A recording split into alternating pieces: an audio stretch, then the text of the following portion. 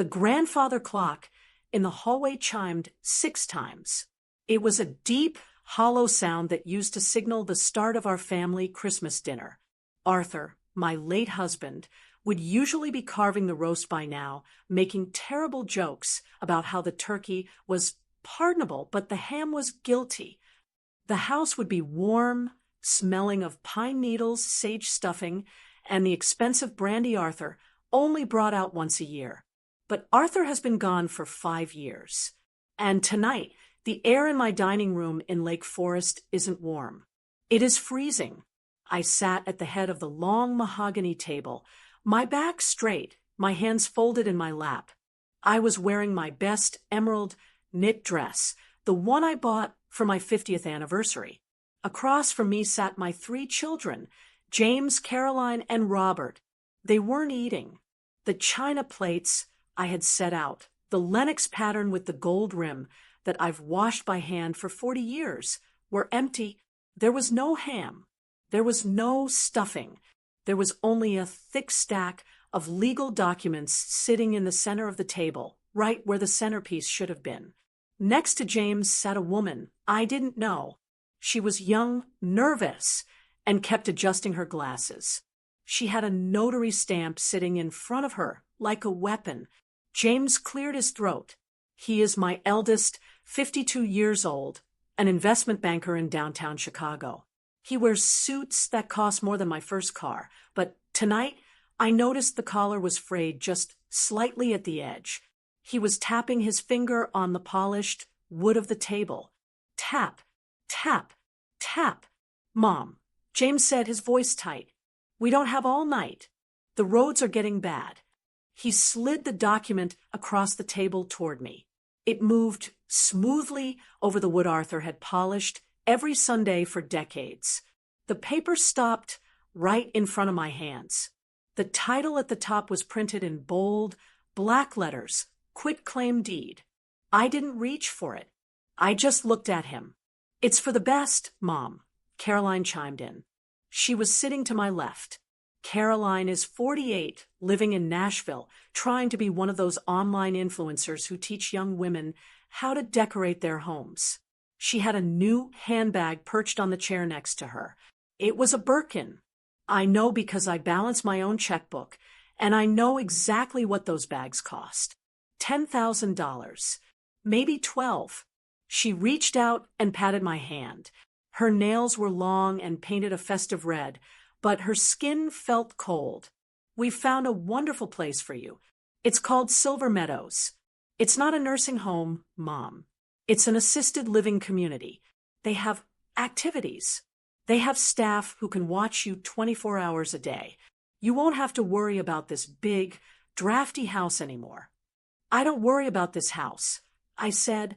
My voice was calm. Surprising even to me. I maintain this house. You fell, Mom, Robert said from the end of the table. He didn't look at me. He was looking at his phone under the table. Robert is the baby, 45, a tech consultant in San Francisco. He has always been the quiet one, the one who follows his brother and sister because it's easier than having an opinion of his own. You fell at the library 6 months ago. You bruised your hip. I tripped over a loose rug. I corrected him. I didn't break anything. I walked to the car. This time, James interrupted, his tapping getting faster. Next time it could be a hip or a head injury. And then what? The state takes everything. If you go into long-term care without a plan, they seize your assets to pay for it. They take the house. They take the savings. We are trying to protect the family legacy, Mom. We are trying to protect you. I looked at the document again. It wasn't protecting me. It was a full transfer of the deed to the Fulford Family Trust, with James, Caroline, and Robert listed as the sole trustees. If I signed this, I would no longer own 124 Oak Ridge Drive. I would be a guest in my own home, liable to be evicted the moment they decided the asset was at risk. Just sign the deed, Mom, James said, pushing a pen toward me. It was a heavy, expensive fountain pen. We've already arranged the facility. They have a bed waiting for you on Monday. It's best for everyone. Best for everyone. I looked at their faces. They looked impatient. They looked annoyed that I was making this difficult on Christmas Eve. But most of all, they looked hungry. They thought I was just an old woman. They thought I was Ellie, the housewife who baked cookies and volunteered at the library. They saw my gray hair and my reading glasses and assumed my mind was as soft as my knitting yarn. They forgot who I was before I retired. They forgot I was a forensic bookkeeper for 40 years. I didn't just look at numbers. I interrogated them. I spent 4 decades working for high-end logistics firms, finding the missing pennies that executives tried to hide in offshore accounts. I tracked embezzlement schemes that were smarter than my children could ever hope to be. I know how to look at a ledger and see a lie. And right now, I was auditing my own children. I looked at James. That tapping finger? That wasn't impatience. That was panic. I read the financial news. I know his firm had heavy exposure to the commercial real estate crash in Chicago. I know he has 2 ex-wives and alimony payments that bleed him dry every month. He needs this house not to protect me, but to leverage the equity. He needs a $3 million collateral to stop the bank from seizing his condo. I looked at Caroline, that $10,000 bag. It was a shield. Her influencer. Business hasn't made a profit in 3 years. I follow her accounts. I see the desperate sponsorships for diet teas and cheap jewelry. She's living on credit cards, robbing Peter to pay Paul, hoping that when I die, the sale of this estate will clear her visa bill. And Robert, poor Robert, he just lost his job at that startup 3 months ago. He hasn't told anyone, but I know. I saw him on LinkedIn looking for opportunities. He needs a cushion because he's too proud to ask for a loan. They weren't here to save me. They were here to save themselves. They viewed me as a liability on their balance sheet, a depreciating asset that needed to be liquidated before it lost any more value. I looked at their greedy faces, and I knew I had to teach them a lesson they would never forget. If you believe that respect is earned, not inherited, please like this video right now. It helps more people hear this truth. The notary charges by the hour.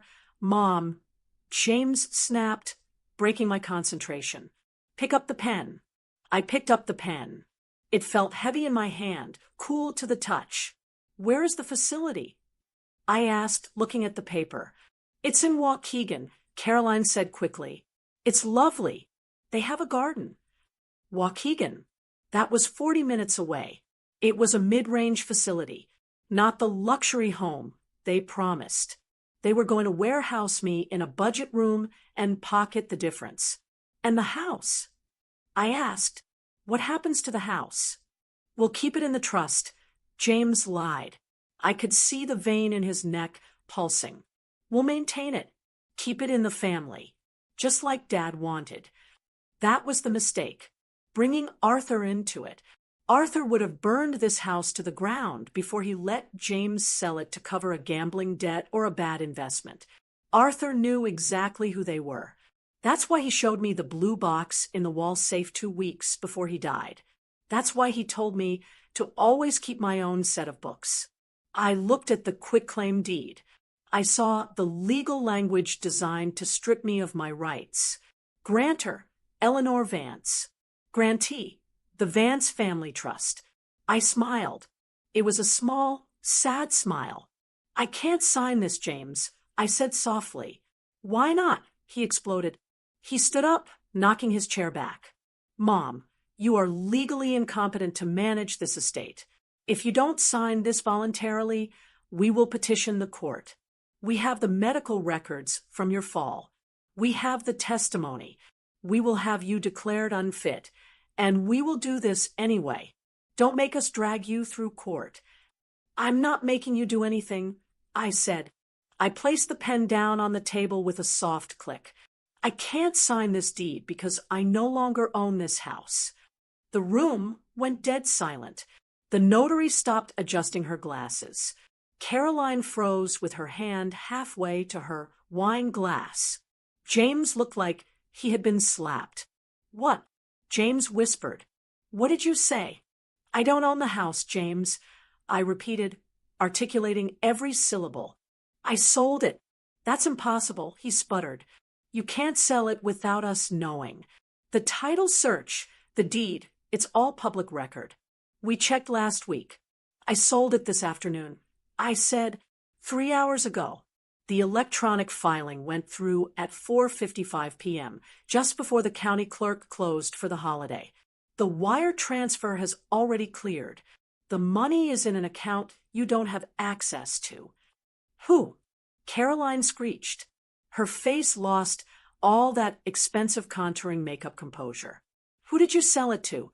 Who has $3 million in cash on Christmas Eve? I looked at them. I thought about the nice young man who shoveled my snow. I thought about the boy who sat with me when I had the flu, while my own children couldn't be bothered to return a text message. I thought about the contract I had typed up myself, ensuring that the new owner would never turn me out. I didn't say I sold it for $3 million, I said, my voice dropping to a whisper that echoed in the silent room. I sold it for $1. James's face turned a color I had never seen before, a mix of gray ash and purple rage. He gripped the edge of the table, so hard his knuckles turned white. $1, he choked out. You gave away our inheritance for $1. It wasn't your inheritance, I said, standing up. My legs didn't shake. My hip didn't hurt. I felt stronger than I had in years. It was my home, and I sold it to the only person who treated it, and me, with respect. This is fraud, James shouted. I'll sue. I'll have it overturned. You're senile. You don't know what you're doing. Actually, I said, reaching into the pocket of my knit dress. I knew you would say that. That's why I have this. I pulled out a folded piece of paper. It wasn't a deed. It was a medical affidavit, time-stamped from this morning. I saw Dr. Evans today, I said. He conducted a full competency evaluation. He certified that I am of sound mind, fully aware of my finances, and acting of my own free will. He videotaped the session. He videotaped me signing the bill of sale. And he videotaped me explaining exactly why I was cutting you out. I tossed the medical letter onto the table, right on top of their useless quitclaim deed. Merry Christmas, I said. Now, if you'll excuse me, the new owner is coming over for dinner, and he prefers ham. To understand why I sat at that table and watched my children's faces crumble, you have to understand the 5 years that led up to it. You have to understand that grief doesn't always look like weeping. Sometimes grief looks like accounting. People in this town, in Lake Forest, see me as Mrs. Eleanor Vance, the widow who drives a 10-year-old Buick and volunteers at the library on Tuesdays. They see the grandmother who buys the expensive chocolate for the neighborhood kids on Halloween. They think I spent my life arranging flowers and hosting dinner parties. They are wrong. For 40 years, I was a forensic bookkeeper for one of the largest logistics firms in the Midwest. My job wasn't just adding columns. My job was finding the story hidden inside the numbers. I looked for the ghost employees on the payroll. I tracked the shipping containers that vanished on paper but appeared in a warehouse in New Jersey. I caught executives who thought they were smarter than the system. I learned one universal truth in my career. People lie. Numbers don't. If you want to know what someone values, don't listen to their words. Look at their bank statements. Look at where the money goes. When Arthur died 5 years ago, the numbers in my life changed drastically. The funeral was the last time the house felt full. James, Caroline, and Robert stood in the receiving line, shaking hands, accepting condolences. looking every bit the grieving children. They cried when the casket was lowered. I believe those tears were real. They loved their father. Arthur was a force of nature, a big, loud, brilliant attorney who filled every room he entered. But after the dirt settled and the guests went home, the silence rushed in like water filling a sinking ship. At first, I told myself they were just busy. James was fighting for a partnership at his firm. Caroline was launching her brand in Nashville. Robert was working 80-hour weeks in San Francisco. I made excuses for them because that's what mothers do. We stitch together the gaps in our children's attention with our own forgiveness. But then the pattern emerged. I started tracking it, not consciously at first, but with the instinct of a bookkeeper. The calls became shorter. Can't talk long, Mom. Heading into a meeting. Love you, Mom, but I'm swamped. The visits stopped almost entirely. Thanksgiving became a rotation. One year James would come for 3 hours, check his watch, and leave before dessert. The next year, Caroline would cancel the morning off, claiming a migraine or a crisis with her contractor. But while the time they gave me dwindled, the requests for money accelerated. It started with James. About a year after Arthur died, he flew in for a weekend. He was charming, attentive, pouring me wine and telling me stories about his kids. Then, over coffee Sunday morning, the pitch came. I found this incredible condo on the Gold Coast. Mom, he said, showing me pictures on his phone. It's a steal, but my liquidity is tied up in the market right now. I just need a bridge loan. $50,000. I'll pay you back with interest in 6 months. I wrote the check. I told myself I was helping him build his future. 6 months came and went. No check arrived. When I asked him about it gently on the phone, he got defensive. Mom, don't you trust me? The market is volatile right now. You don't need the money anyway. Dad left you plenty. That was the first red flag. You don't need it anyway. As if my assets were simply a holding tank for his inheritance. Then it was Caroline. She called me in tears 2 years ago. Her lifestyle brand was failing. She had inventory stuck in customs. She needed $40,000 or she would lose everything. It's an investment, Mom, she sobbed. I'm building an empire. Dad would have supported me. Using Arthur's name was a low blow, and she knew it. I wrote the check. I wanted to stop her tears. I wanted to be the hero. And Robert, he didn't ask for big sums. He just assumed. He put his car insurance on my credit card accidentally and never took it off. He booked flights home on my miles and never offered to reimburse me. I became the bank of Mom. I realized with a sinking heart that I was paying a subscription fee for my own children's love. As long as the checks cleared, they would answer the phone. If I hesitated, the silence returned. But the real turning point, the moment I opened the invisible ledger and started auditing my family, was 6 months ago. I was at the library, shelving books in the history section. It was a Tuesday. I reached for a heavy volume on the Civil War, and my foot caught on the edge of a frayed runner. I went down hard. It wasn't a catastrophic fall. I didn't break a hip. I didn't hit my head. But at 77, hitting the floor knocks the wind out of you. It shakes your confidence. The paramedics came just to be safe. They took me to the emergency room for x-rays. I was sitting on that paper-covered exam table, shivering in a hospital gown, when I called them. I called James first. Voicemail. I called Caroline. Voicemail. I called Robert. He answered, but he sounded annoyed. I'm in a stand-up, Mom. Is it urgent? I fell. Robert, I said, trying to keep my voice steady. I'm at the hospital. There was a pause. Did you break anything? No, I don't think so. Just bruising. Okay, well, that's good, he said.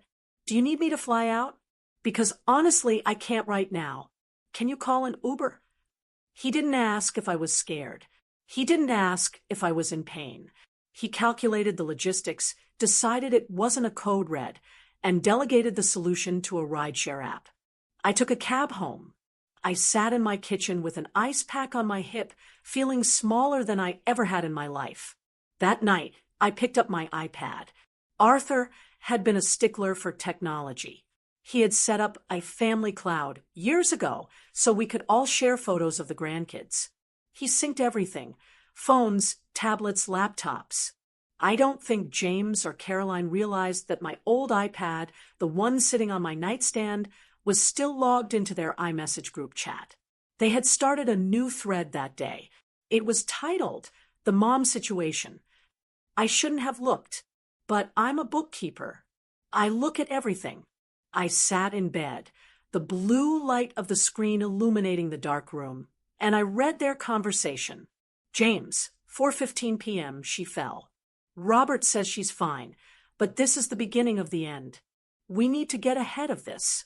Caroline, 4:18 p.m. God, if she breaks a hip, she'll need 24-hour care. Do you know what that costs? $15K a month. Robert, 4:20 p.m., that burns through the cash reserves in 3 years. Then they come for the house.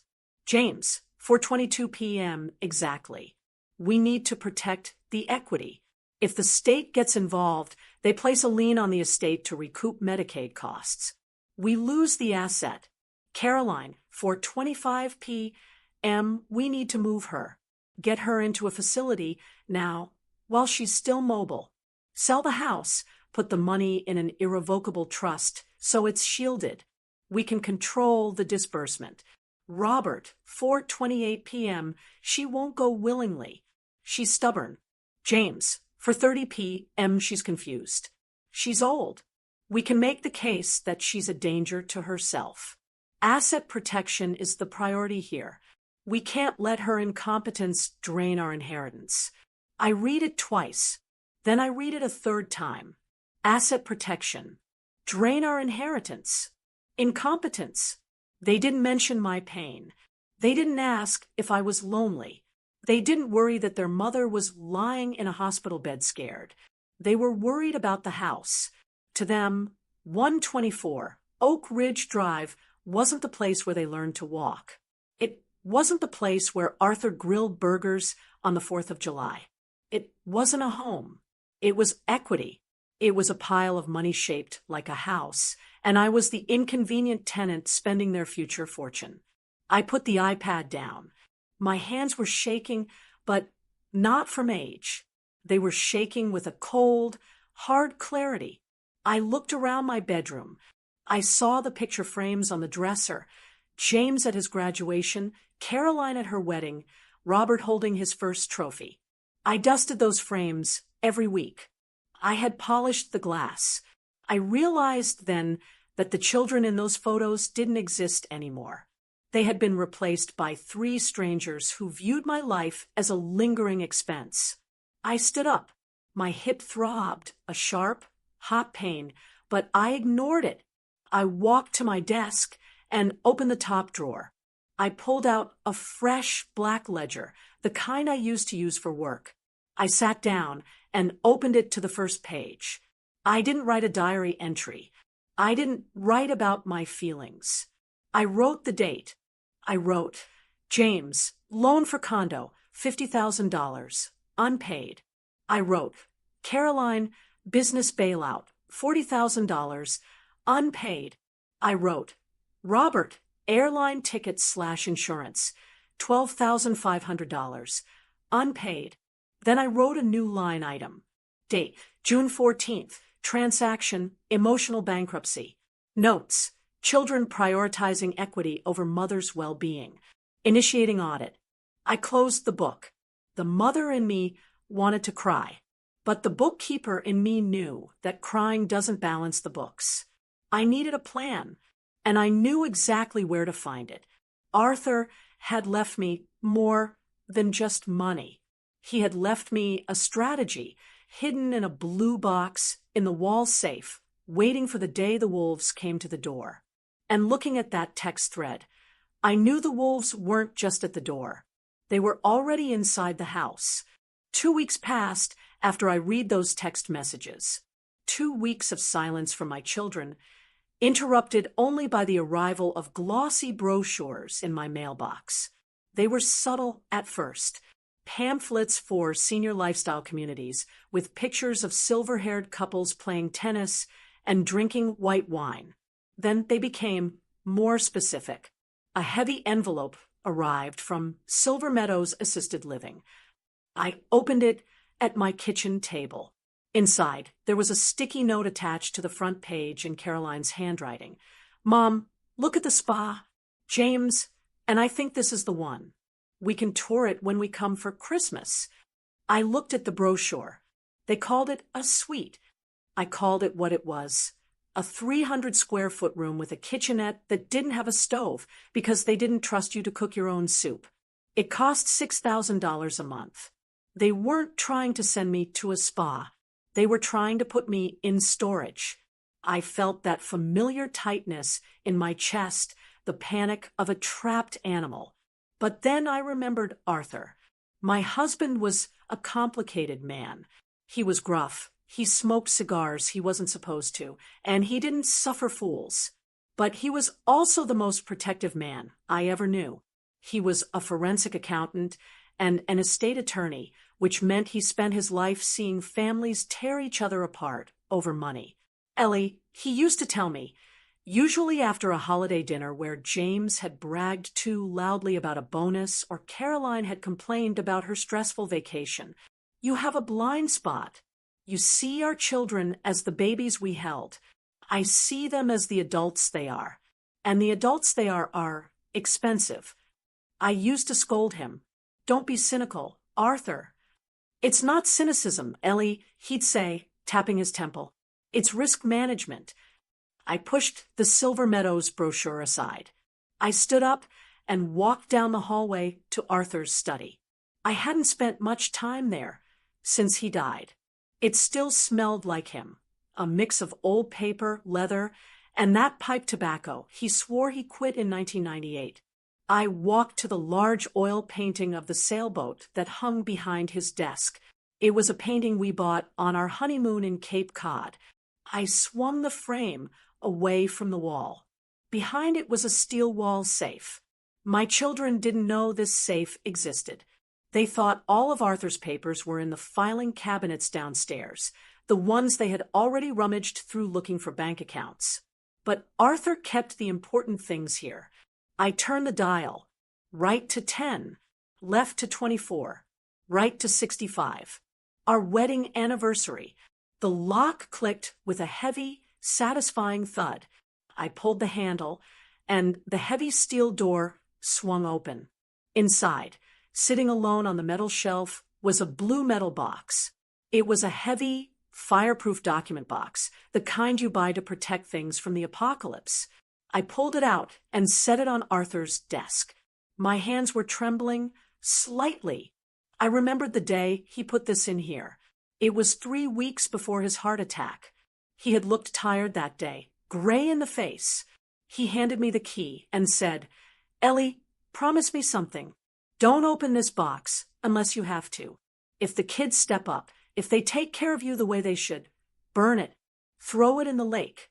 But if they don't, if the wolves come to the door, open it." I stared at the blue metal lid. The wolves weren't just at the door. Arthur. They were measuring the drapes. I unlocked the box. Inside, there was a stack of papers and a white envelope with my name on it in Arthur's sprawling, messy handwriting.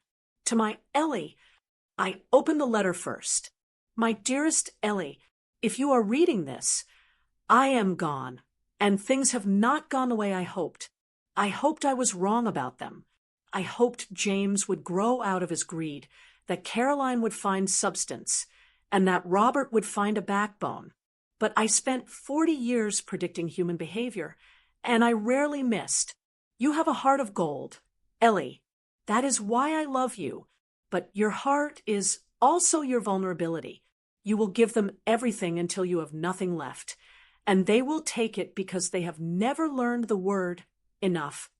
They view this house, our home, as their equity. They are waiting for their inheritance, like vultures waiting for a meal. But I did not work for 40 years to fund James's bad investments or Caroline's vanity. I worked to secure you. Enclosed is the original deed to the house, but clipped to it is a document I drafted myself. It is a competency of care codicil attached to the family trust. It is fully notarized and filed with my old partner, Henderson. The terms are simple. The asset 124 Oak Ridge Drive is held in a revocable living trust. You are the sole trustee. The children are the beneficiaries, but, and this is the key, Ellie, their beneficiary status is conditional. The clause reads, the asset belongs to the person who provides the care. If the children attempt to remove you from the home against your will, or if they fail to provide reasonable emotional and physical support for a period of 24 months, you have the unilateral right to strip them of their beneficiary status and sell the property to anyone you choose for any price you deem appropriate, provided the buyer agrees to care for you. Ellie, if they treat you like a liability, liquidate the asset. Don't let them warehouse you. Use the house to buy your freedom. I love you. Now, go balance the books. Arthur. I put the letter down. Tears were streaming down my face, dripping onto the leather desk blotter. He knew. He had seen this coming 5 years ago. He had watched James eye the silverware and Caroline count the jewelry, and he had built a trapdoor for me. The asset belongs to the person who provides the care. I picked up the legal document attached to the deed. It was dense, full of legal jargon, but the summary was clear. It gave me total power.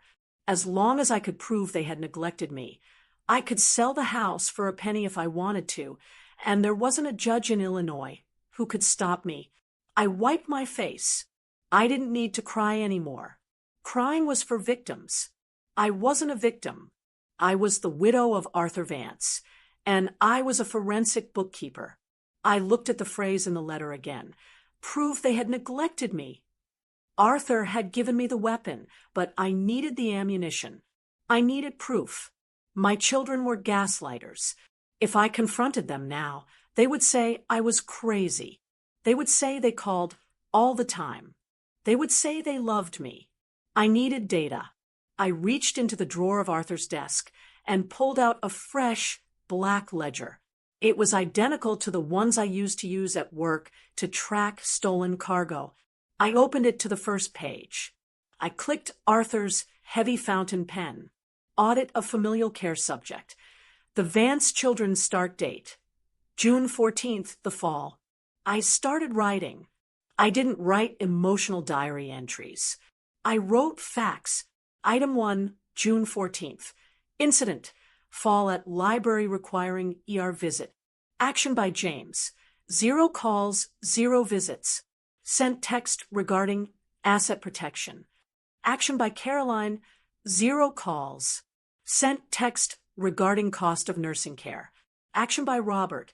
1 phone call, 3 minutes. Decline to visit. Advised Uber.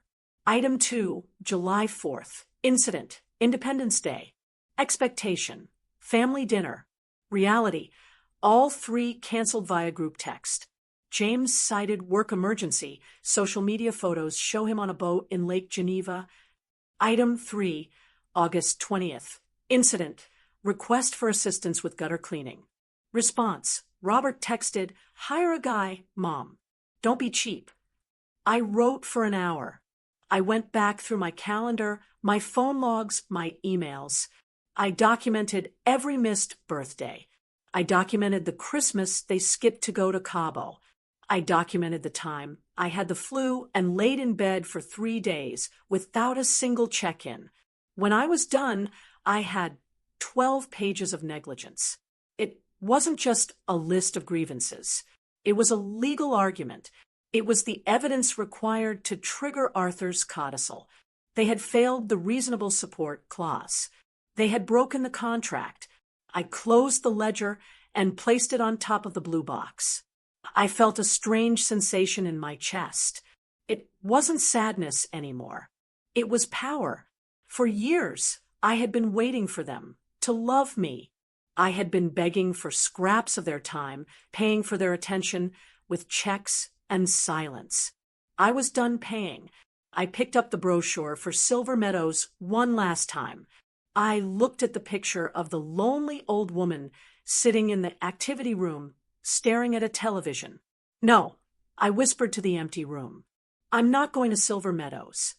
I looked out the window of the study. It was snowing lightly.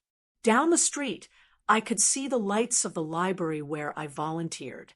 I thought about the leaking roof in the reference section.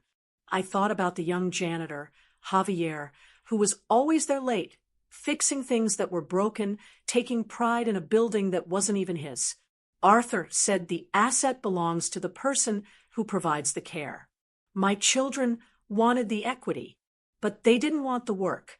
I locked the blue box and put it back in the safe. I spun the dial. I had a plan, but I couldn't do it alone. I needed an accomplice. I needed someone who understood what it meant to have nothing, so they could appreciate the value of everything. I needed to go to the library. The Lake Forest Historical Society is housed in a building that smells like vanilla and old dust. It's my sanctuary. After Arthur died, the silence in my big house became too loud to bear, so I started volunteering here 3 days a week. I told my children it was to stay active, but the truth was I needed to be around things that had a history, things that were valued because they were old, not discarded because they were no longer shiny. This is where I met Javier. Most people in Lake Forest don't notice the maintenance staff. They walk past them like they are part of the furniture. My son James would walk right over a janitor to get to a meeting. But I noticed I'm a bookkeeper. I notice who does the work.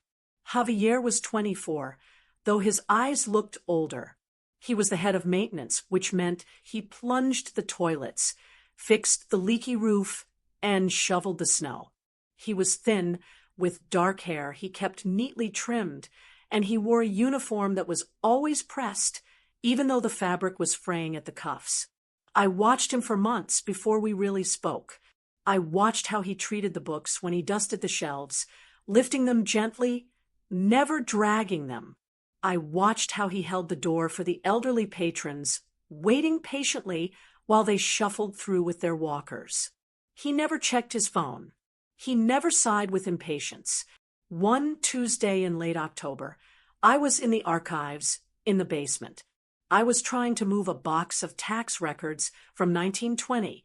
It was heavy, packed with dense paper.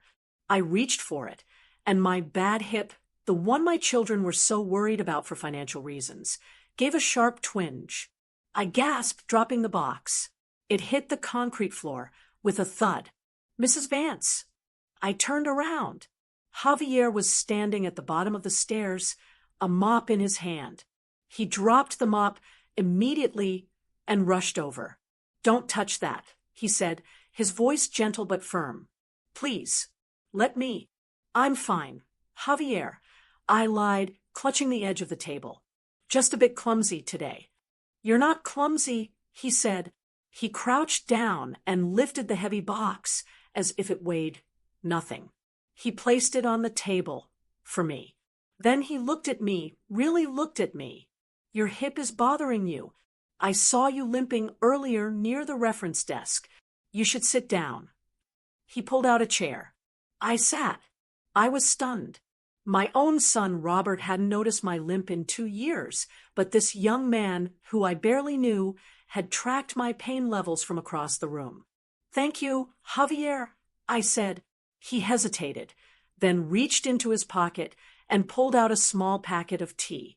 I was just making some peppermint tea in the break room.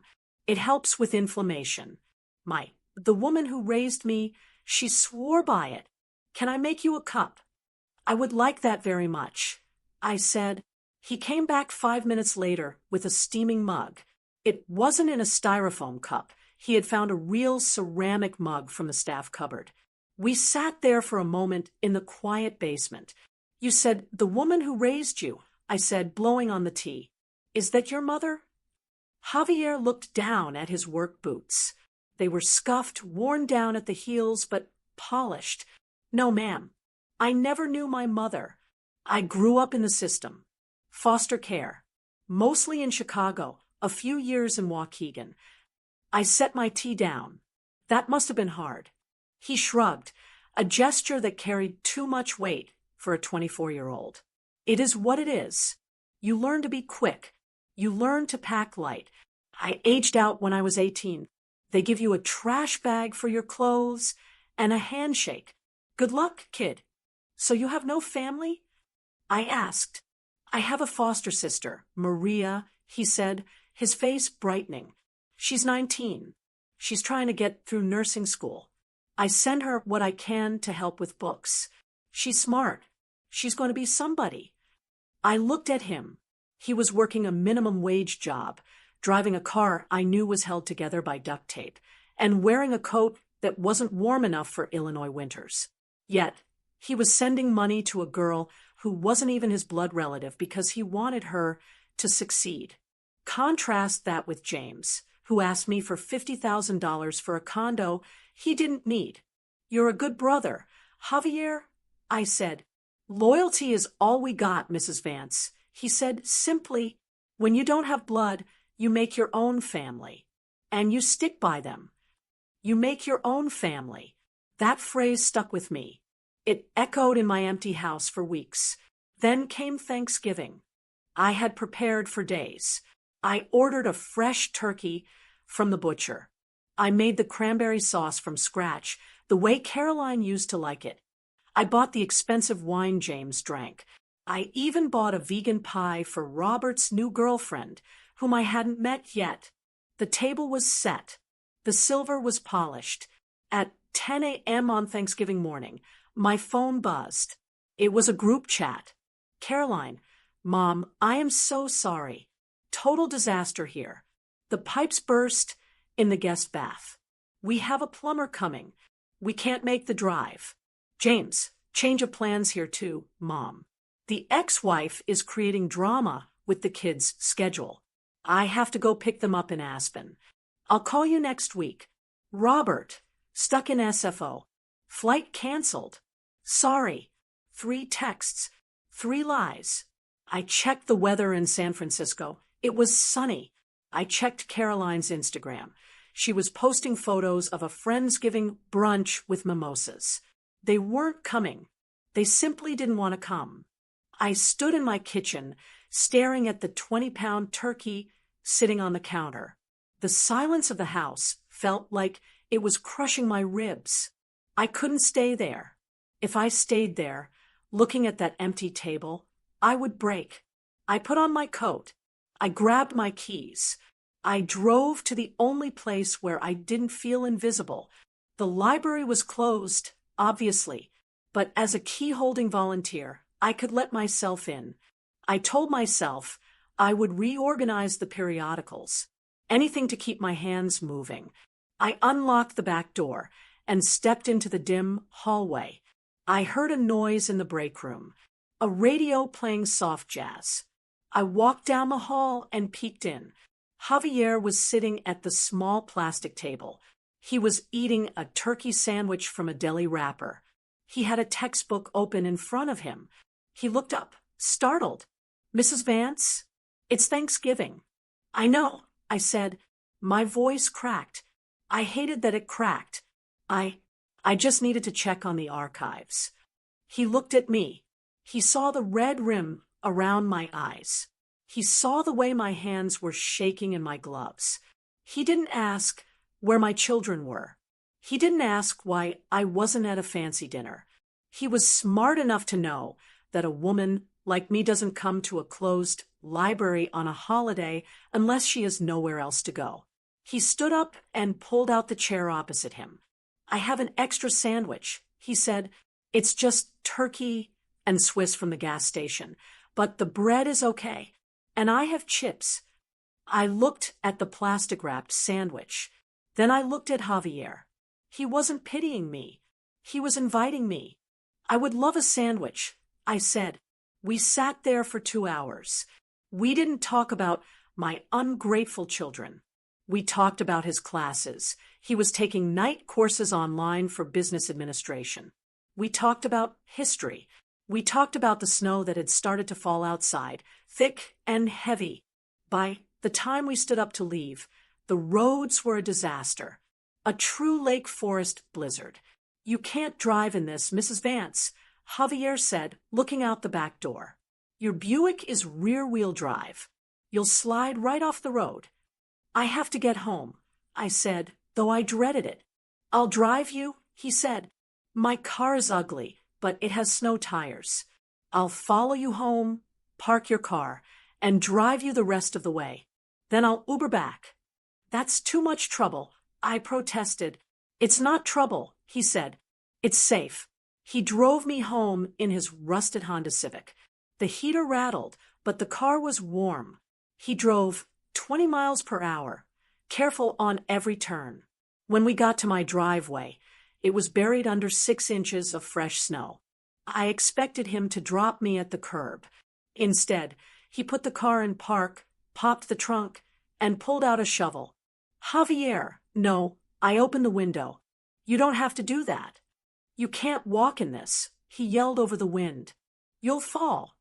He spent 45 minutes shoveling my long, winding driveway.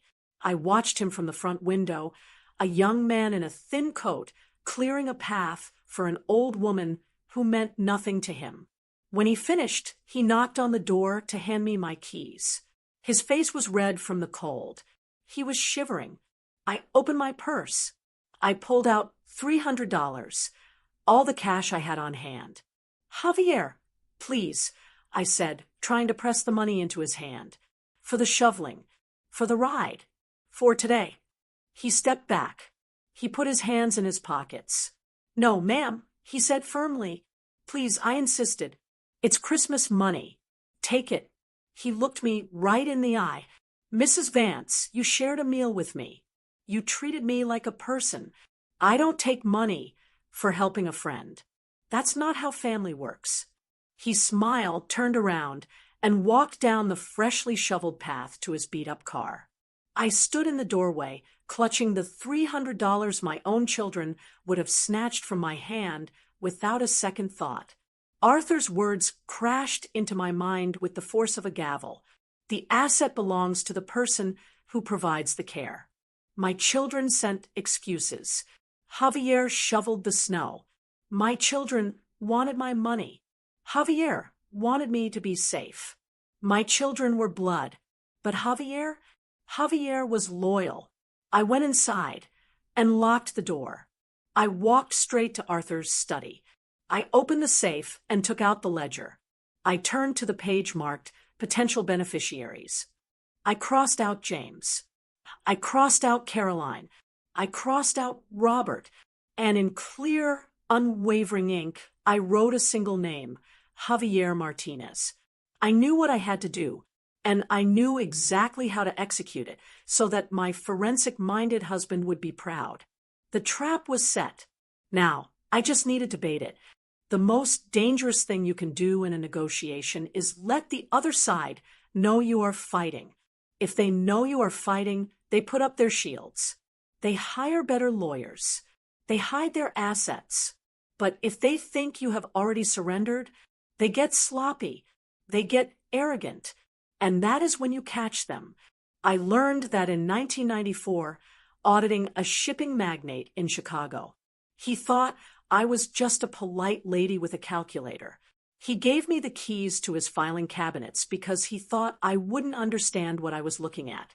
By the time he realized I knew about the shell company in the Caymans, the FBI was already knocking on his door. My children were about to make the same mistake. The week before Christmas, I stopped arguing. I became an actress.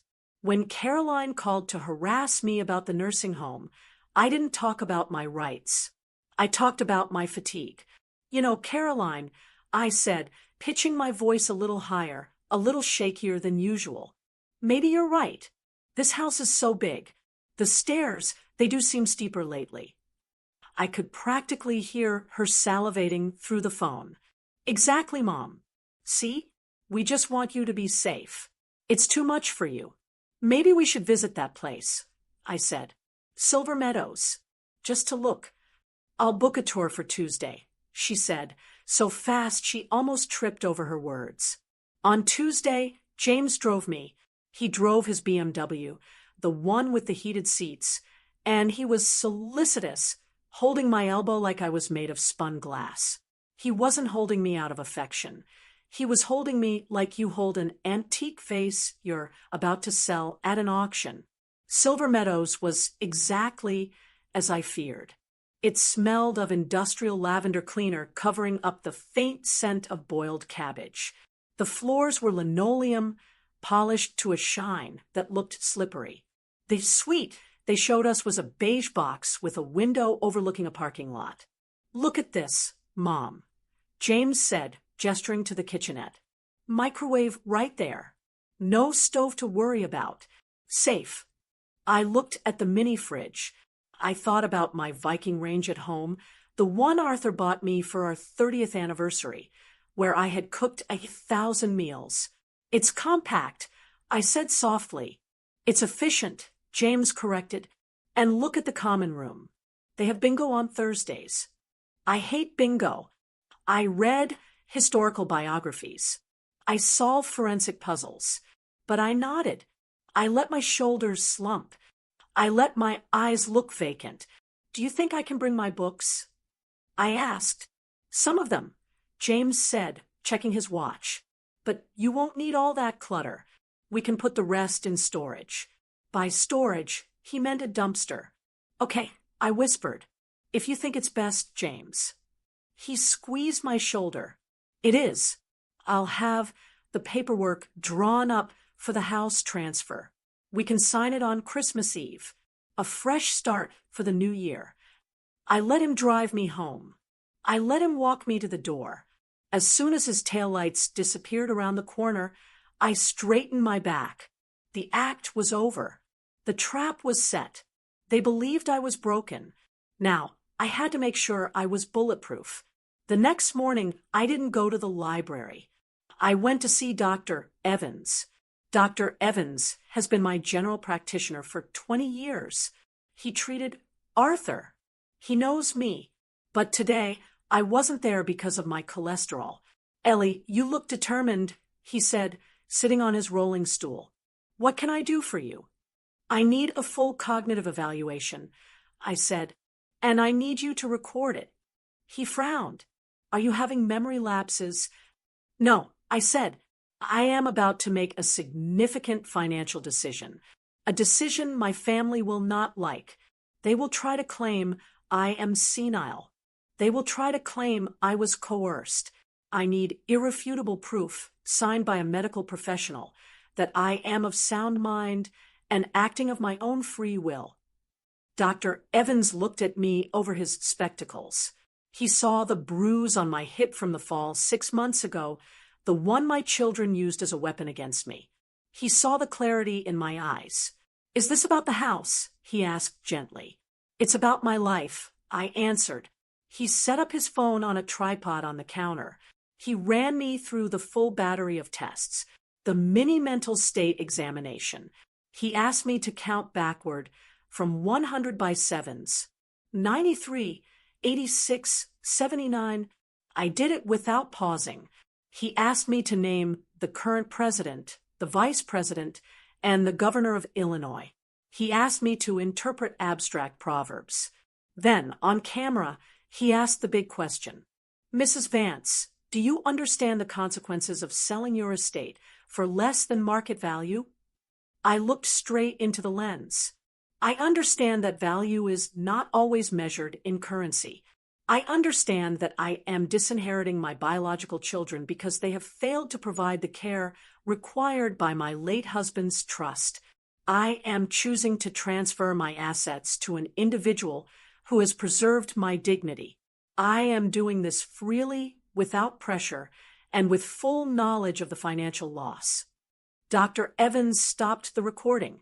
He printed out an affidavit on his letterhead, signed it, and notarized it right there in the office. You're a scary woman, Ellie, he said with a smile as he handed me the paper. I'm a mother I said, "There's no difference." I drove home with the affidavit in my purse. It felt heavier than a gold bar. It was my shield. If they tried to drag me into court, this piece of paper would shut them down before they could even file a motion. I was shaking as I typed up that contract, not from fear, but from adrenaline. Have you ever had to stand your ground against your own family? Tell me your story in the comments below. I read every single one. Now, I needed to draft the sword. I went into Arthur's study. I didn't turn on the overhead lights. The winter sun coming through the window was enough. I booted up Arthur's old desktop computer.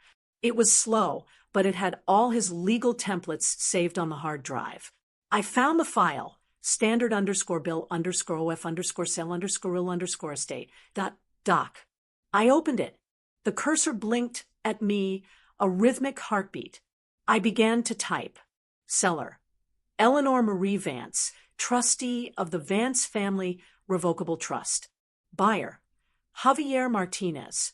Property, 124 Oak Ridge Drive, Lake Forest, Illinois. Then came the purchase price. Legally, a contract requires consideration, something of value exchanged between parties. If I gave the house to Javier for free, it would be considered a gift. And gifts can be challenged. They can be revoked. They have tax implications. But a sale? A sale is a binding contract. A sale is final. I needed a price that made it a sale, but a price Javier could afford. I typed $1, $1. But $1 for a $3 million home looks suspicious. It looks like fraud, unless you define the rest of the value. I scrolled down to the section marked additional consideration. I typed, in addition to the monetary sum, buyer agrees to provide companionship, physical assistance with household maintenance, and general oversight of the seller's well-being for the remainder of her natural life. Seller acknowledges that buyer has already provided substantial sweat equity and care services, the value of which is deemed sufficient to cover the remaining equity of the property. There it was, the sweat equity clause. It was the legal loophole Arthur loved. I was quantifying Javier's kindness. I was putting a price tag on the snow shoveling, the tea, the rides, the respect. My children thought those things were free. I was establishing that they were worth exactly $3 million. I printed 3 copies. I stapled Dr. Evans's affidavit to the back of each one. The paperwork was ready. The trap was armed. Now, I just needed the buyer. I went to the library on Thursday. It was my last shift before the holiday. The library was quiet, most people home baking or traveling. I found Javier in the children's section, replacing a flickering fluorescent bulb. He was balanced on a ladder, his tool belt sagging around his waist. "Javier," I called out softly. He climbed down, wiping his hands on a rag. "Mrs. Vance, you shouldn't be here today. The roads are getting slick again. I needed to give you your Christmas present," I said. I handed him a small box of homemade fudge. It was a decoy. He smiled, that genuine, warm smile that reached his eyes. "You didn't have to do that." "Thank you. I have a favor to ask," I said, twisting the strap of my purse. "I have some heavy boxes in my garage. Things I need to clear out before the new year. James and Caroline are coming for dinner on Christmas Eve, and I want the place to look tidy. Would you mind stopping by around 6 p.m., just to help me move them to the curb?" He hesitated. "Christmas Eve? Mrs. Vance, I don't want to intrude on your family dinner." "You won't be intruding," I said. "They won't even notice you. Please. I can't lift them myself." "Of course," he said immediately. "I'll be there. 6 p.m. He didn't ask for overtime pay. He didn't complain about the holiday. He just agreed to help because I asked. "Bring your ID." I added, I might have a check for you for your time, and I need to get the spelling right." "I don't need a check," he said. "Bring it anyway," I commanded. I walked out of the library into the cold, gray afternoon. The wind was picking up off Lake Michigan. A storm was coming. I drove home and parked my Buick in the garage. I walked through the silent house, running my hand along the banister. I looked at the spot on the rug where James had spilled red wine 3 years ago and blamed it on the dog. I looked at the dining room table where they would sit tomorrow night. They thought they were coming to a victory dinner. They thought they were coming to claim their prize. They were coming to foreclosure.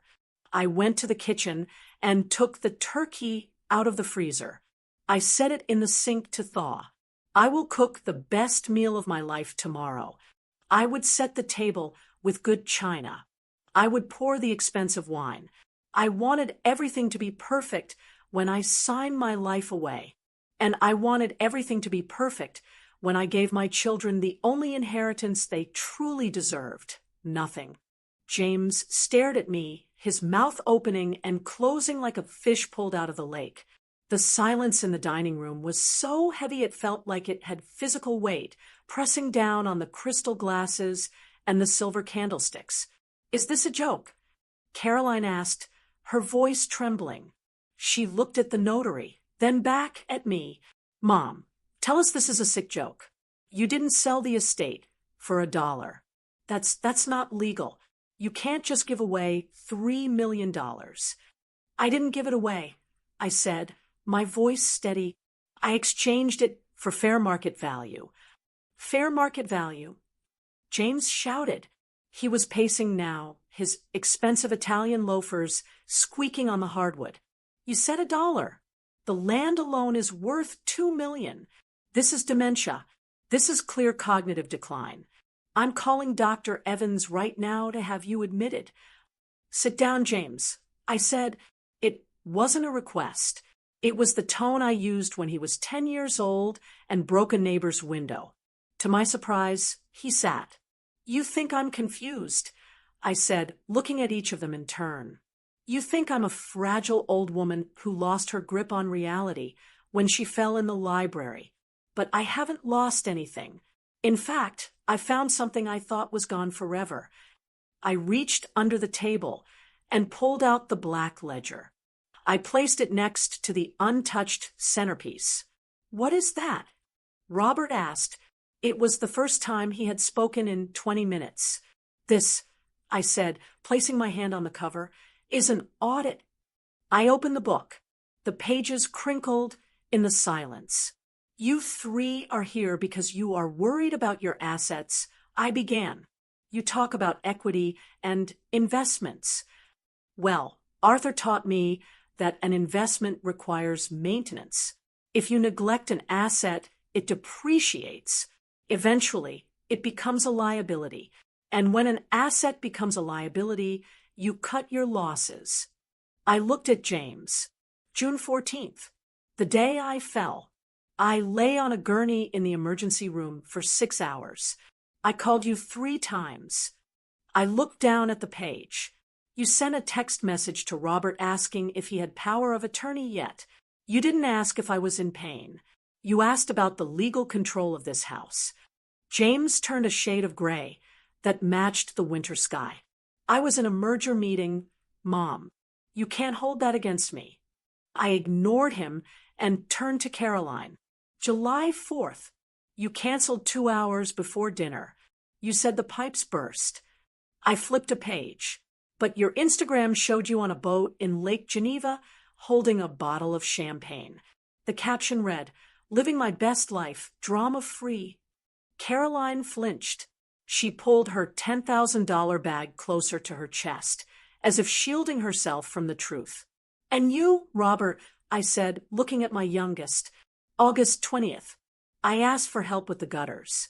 You told me to hire a guy because you were too busy saving the world with your startup. But 3 days later, you charged a first-class flight to Cabo on the emergency credit card I gave you for emergencies." I closed the book. The sound was like a gunshot in the quiet room. "You failed the audit," I said softly. "You viewed me as a depreciating asset. You thought you could park me in a nursing home in Waukegan and wait for the clock to run out so you could cash in. But Arthur left instructions for bad investments. Arthur is dead. James snapped, slamming his hand on the table. Stop hiding behind Dad. He would never have let you do this. He built this wealth for us. He built this wealth for his family. I corrected, and family shows up. Just then, the back doorbell rang. It was a sharp, cheerful sound that didn't belong in this room of vultures. Who is that? Caroline whispered, wiping a smudge of mascara from under her eye. That, I said, standing up, is the buyer. I walked to the kitchen. My legs felt light. The pain in my hip was gone, replaced by a strange, humming energy. I opened the back door. Javier was standing there on the welcome mat, stomping snow off his boots. He was wearing his work coat, the navy blue canvas one with the library logo on the pocket. He wasn't wearing a suit. He looked exactly like what he was, a young man who worked with his hands. Mrs. Vance, he said, breathless. I'm so sorry I'm late. The plow blocked me in. I'm ready to move those boxes. He looked over my shoulder and saw the 3 people sitting at the dining table in their suits and pearls. His eyes went wide. Oh, I didn't realize you had company, he stammered, stepping back. I can come back tomorrow. I don't want to intrude. Come in, Javier, I said, ushering him out of the cold. You aren't intruding. You're right on time. I led him into the dining room. He looked uncomfortable, pulling his knit cap off his head and holding it in his rough, red hands. James looked at Javier with a sneer of pure disgust. Who is this? The gardener. This is Javier, I said, standing next to the young man. He works at the library.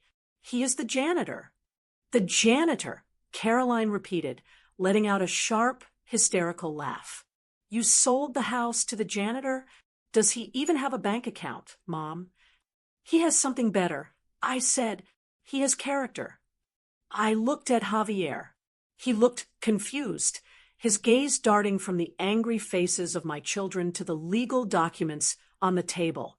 Mrs. Vance, what's going on? He asked quietly. I thought you needed help with boxes. I do, I said. But first, I need you to sign something. I picked up the document I had drafted, the bill of sale. I placed it in front of him. Javier, I said, ignoring the gasps from the table. Do you remember when I had the flu last month? You brought me soup every day for a week. You sat and read to me because my eyes were too tired. Of course, he said. You were sick. No one should be alone when they're sick.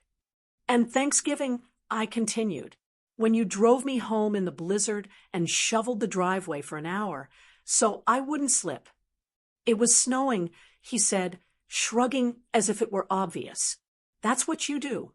I turned to my children. That's what you do. But that is not what they did. I looked back at Javier. This document says that I am selling 124 Oak Ridge Drive to you. The house, the furniture, the land, everything. Javier froze. He looked at the paper, then at me. Mrs. Vance, I can't buy your house. I make $15 an hour. I can't even afford the taxes on a place like this. The purchase price is $1, I said, and the trust has been restructured to cover the taxes for the next 20 years. It's all taken care of. This is insanity. James roared. He lunged for the paper, but I was faster. I placed my hand flat over the document. Sit down, James, or I call the police and have you removed for trespassing, I said coldly. This is no longer your property. Trespassing, James shouted, his face purple. I grew up here. This is my house. Not anymore, I said. Caroline started to cry. It wasn't a pretty cry. It was the ugly, panicked sobbing of a woman realizing her safety net had just been cut.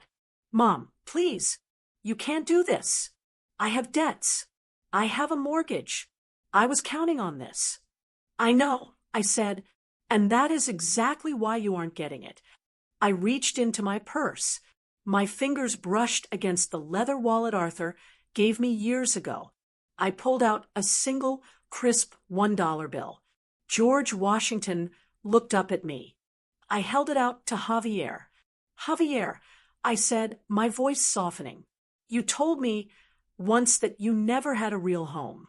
You told me you aged out of the system with a trash bag of clothes. Well, this is a home. It has good bones. It has a roof that doesn't leak because you fixed it. It needs life. It needs noise. It needs someone who will cherish it, not liquidate it. Javier's eyes filled with tears.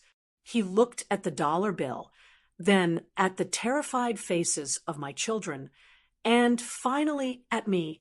Mrs. Vance, he whispered, I can't take this from your family. Javier, I said, leaning in so only he could hear. Look at them. They aren't my family. They are my heirs. There is a difference. You are the one who showed up. You are the family I chose. He took a shaky breath. He looked at the paper. Will you let me stay in the guest cottage? I asked, will you make sure I'm safe? I would never let anything happen to you, he said. The conviction in his voice was stronger than any contract.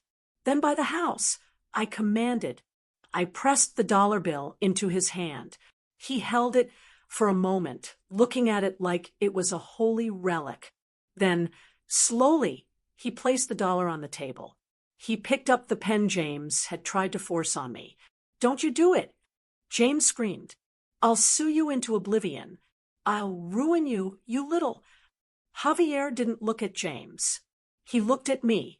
He saw the trust in my eyes. He saw that this wasn't just about a house. It was about justice. He put the pen to the paper. Scritch. Scratch. He signed his name. Javier Martinez. I took the pen from his hand. My heart was hammering against my ribs, loud and fast, but my hand was steady. I signed my name on the line, below his. Eleanor Marie Vance. I picked up the document. I picked up the dollar bill. I turned to the notary, who had been sitting in stunned silence the entire time. Notarize this, I said, and then please show my guests to the door. They have a long drive back to the city. James looked at the paper. He looked at the dollar bill sitting on the mahogany table, and for the first time in his life, he realized that there are some things in this world that you cannot bully, buy, or leverage. He slumped into his chair, defeated. Caroline wailed into her napkin. Robert just stared out the window at the snow, perhaps realizing that his free ride had finally, permanently, come to an end. I put my arm through Javier's. Come on, I said to the new owner of the estate. Let's go to the kitchen. I have a ham to carve. The paperwork arrived on January 2nd. I was sitting in my kitchen drinking coffee, watching Javier fix the hinge on the back door, a hinge James had promised to fix for 3 years. The doorbell rang. It wasn't a neighbor or a late Christmas card. It was a process server. He handed me a thick envelope. Inside was a lawsuit filed in the Lake County Circuit Court. Plaintiffs: James Vance, Caroline Vance, Robert Vance. Defendants: Eleanor Marie Vance, Javier Martinez. Cause of action: undue influence, elder financial abuse, competency challenge. They didn't just sue to get the house back. They sued to destroy Javier. The lawsuit claimed that he was a predator who had systematically manipulated a vulnerable senior citizen to steal her estate. They painted my friend, the boy who shoveled my snow for free, as a criminal masterminding a heist. That was their mistake. If they had just come after me, I might have felt a flicker of motherly guilt. But coming after Javier, trying to ruin a young man's life because they were embarrassed they lost their inheritance, that made me angry. And as Arthur always said, an angry bookkeeper is the most dangerous person in the room. The court date was set for March. The winter dragged on, gray and slushy. James hired a shark of a lawyer from Chicago. A man who wore suits that cost more than Javier's car. They burned through their savings paying his retainer. I knew James was leveraging his 401k to pay for this. He was gambling everything on the idea that a judge would look at a 77-year-old woman and see a helpless child. I didn't hire a shark. I hired Henderson, Arthur's old law partner. He was 80 years old, moved slowly, and looked like a grandfather clock. But he knew the law, and more importantly, he knew Arthur's trust. When we walked into the courtroom, my children wouldn't look at me. They sat on the plaintiff's side, huddled together. Caroline looked tired. James looked furious. Robert just looked at his shoes. Javier sat next to me. He was wearing a suit he bought at a thrift store. I had offered to buy him a new one, but he refused. "I want to look like myself, Mrs. Vance," he said. He was shaking. "Don't worry," I whispered to him. "Just tell the truth. The numbers will do the rest." Their lawyer went first. He put on a show. He paced the courtroom, pointing at me, pointing at Javier. He called Dr. Evans to the stand and tried to rattle him, asking if it was possible I had good days and bad days. He tried to suggest that my fall in the library had caused a silent stroke that impaired my judgment. "Your Honor," the lawyer boomed, "we have here a clear case of a janitor taking advantage of a lonely widow. He isolated her from her loving family. He convinced her to sign over a $3 million asset for $1. No rational person does that. The only explanation is manipulation." Then it was our turn. Henderson stood up slowly. He didn't pace. He didn't shout. "Your Honor," Henderson croaked, "we would like to submit Defense Exhibit A." He played the video. The courtroom screens flickered to life. There I was, sitting in Dr. Evans's office on December 23rd. The quality was clear. My voice was sharp. "I understand that value is not always measured in currency." The video, Ellie said, "I am disinheriting my biological children because they have failed to provide the care required by my late husband's trust." The courtroom went silent. You could hear the hum of the ventilation system. My children watched the screen, seeing their mother, lucid, articulate, and completely in control, explain exactly why she was cutting them off. It wasn't the rambling of a confused woman. It was a deposition. "Defense Exhibit B," Henderson said. He handed the judge my black ledger. "The plaintiffs claim they are a loving family who were isolated from their mother," Henderson said. "This ledger documents the last 5 years of their love." The judge, a stern woman with reading glasses perched on her nose, opened the book. She read in silence for a long time. Every few minutes, she would look up from the book, look at James, and then look back down. Then, Henderson did something brilliant. He asked me to take the stand and read the entries aloud. I sat in the witness box. I put on my reading glasses. June 14th, I read, "Text message from James Vance regarding my fall. Quote, this is the beginning of the end. We need to protect the equity." End quote. August 20th, I continued. Text message from Robert Vance regarding home maintenance. Quote, "Hire a guy, Mom. Don't be cheap." End quote. I read for 10 minutes. I read the dates of the missed holidays. I read the amounts of the unpaid loans. I read the specific lies they told to get out of visiting me. By the time I finished, the air in the room had changed. It wasn't a legal proceeding anymore. It was a public shaming. James was red-faced, staring at the table. Caroline was crying, but this time nobody offered her a tissue. "Your Honor," Henderson concluded, "the sale price of $1 was not a gift. It was the remaining balance after deducting the sweat equity provided by Mr. Martinez. The trust explicitly states the asset belongs to the person who provides the care. Mr. Martinez provided the care. The plaintiffs provided Nothing. The judge didn't need to deliberate for long. She looked over her glasses at my children. In my 20 years on the bench, I have rarely seen a clearer case of familial neglect, she said. Her voice was ice cold. You viewed your mother as a bank account. You assumed she was incompetent because it was convenient for your narrative.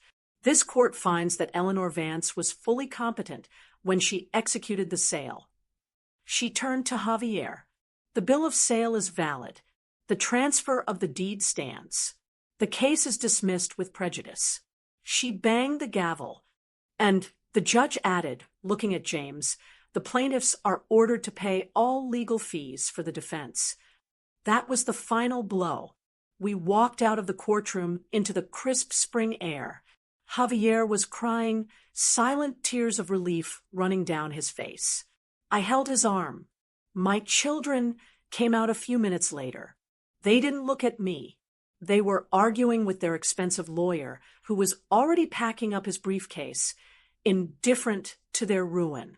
The irony was perfect. James had spent $50,000 on legal fees to try and save an inheritance he never earned. He had to sell his boat the following week to cover the cost. Caroline's influencer lifestyle crumbled. Without the promise of the big inheritance to back her loans, the banks closed in. She had to sell her house in Nashville and move into a rental apartment. And Robert, he had to finally get a real job. He works in IT support now. He answers phones for a living. They tried to save their equity by declaring me incompetent. Instead, they proved my competence to the world and bankrupted themselves in the process. I watched them get into their cars and drive away. I felt a lightness in my chest I hadn't felt in years. The books were balanced. The debt was paid. Come on, Javier, I said, turning to my son, the one I chose. Let's go home. I believe it's taco night. It has been exactly 1 year since the judge banged that gavel. 1 year since the silence in this big house was finally broken. This morning, like the first of every month, I sat at the kitchen table and wrote a check. Pay to the order of Javier Martinez. Amount, $1,500. Memo, rent. I walked out to the guest cottage above the garage, where Javier lives now. I knocked on the door, and when he opened it, I handed him the check. He sighed, running a hand through his hair. Mrs. Vance, we talked about this. You don't have to pay rent. It's your house. Technically, I'm just the landlord on paper. Contracts matter. Javier, I said, using my sternest voice. You are the owner of the estate. I am the tenant. This is income. You will deposit it, and you will declare it on your taxes. Do not make me audit you. He smiled, that wide, genuine smile that still catches me off guard, and took the check. Yes, ma'am. Thank you. It's a strange arrangement to the outside world, I suppose. An old woman paying rent to live in the home she built, paying it to a 25-year-old former janitor who used to shovel her snow. But inside these walls, it makes perfect sense. The house is different now. It isn't a museum anymore. For years, when James and Caroline visited, I was terrified of a coaster being out of place. I worried about scuff marks on the hardwood. Now, there are muddy paw prints by the back door.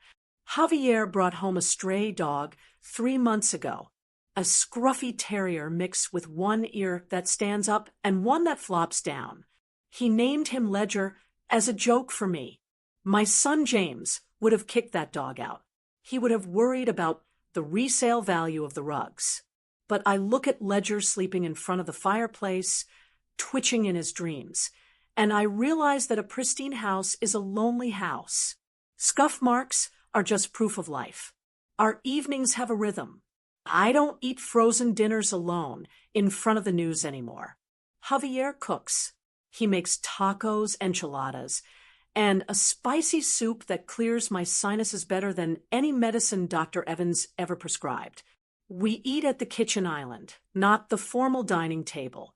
And after dinner, the real work begins. We clear the plates, and I bring out the books. Javier isn't a janitor anymore. He quit the library 6 months ago. He is going to night school at the community college for accounting. I sit with him under the warm glow of the kitchen pendant lights, and I teach him everything I know. I teach him how to spot a variance in a spreadsheet.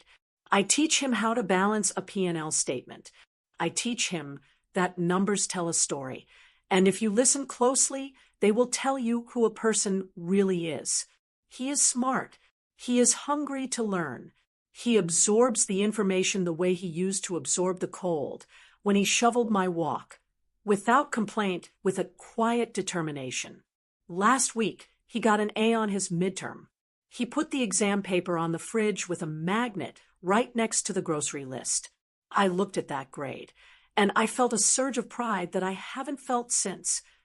Well, since never, because my biological children never had to work for their grades. They had tutors. They had connections. They had a safety net woven from Arthur's money. Javier has no net. He is climbing the mountain with his bare hands. And I am finally doing what a parent is supposed to do. I am holding the ladder. My biological children are still out there. Somewhere, I hear snippets of news through the grapevine. James is downsizing to a condo in the city. Caroline is trying to start a new business, something about essential oils. I don't wish them harm. I just don't wish them here. They wanted an inheritance of money. They wanted the wire transfer. But looking at Javier, head bent over his textbook, chewing on the end of his pencil, I realized they missed the point entirely. Inheritance isn't what you leave in a bank account. Inheritance is what you leave in a person. I am leaving Javier the house, yes. But more importantly, I am leaving him a trade. I am leaving him the ability to build his own life, to protect himself, to understand value. I am leaving him the confidence that comes from knowing someone believes in him. That is a legacy.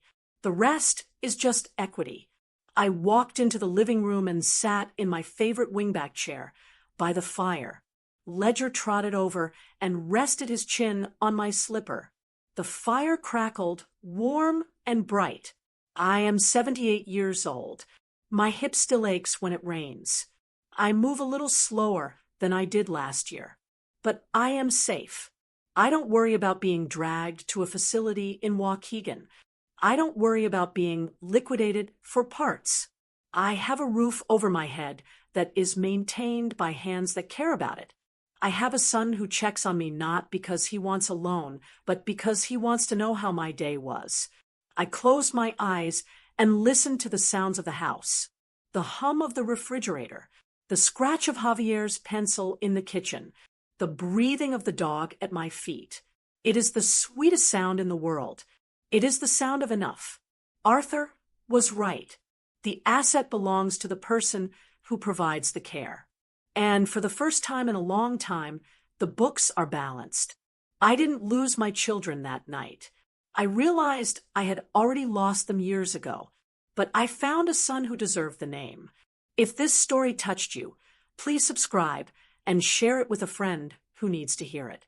And tell me, would you have sold the house for $1? Thank you for listening.